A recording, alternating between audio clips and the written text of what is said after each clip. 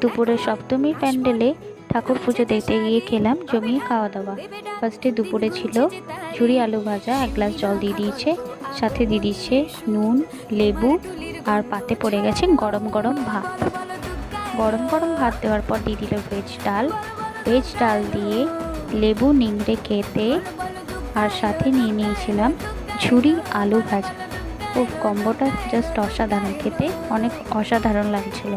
তারপরে পাতে পড়ে গেল মিক্স ভেজে পনির করতেই আমি একটু পনির নিয়ে আর একটু ফুলকপি নিয়ে ভাত দিয়ে বেশ জমিয়ে খেলাম।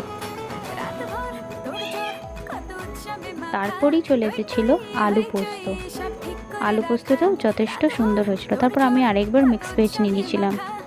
তারপরে লাস্ট পাতে ছিল পাঁপড়, চাটনি। পাঁপড় দিয়ে চাটনি খেতে কার কার না ভালো লাগে। তোমাদের কেমন কাটলো জানিও।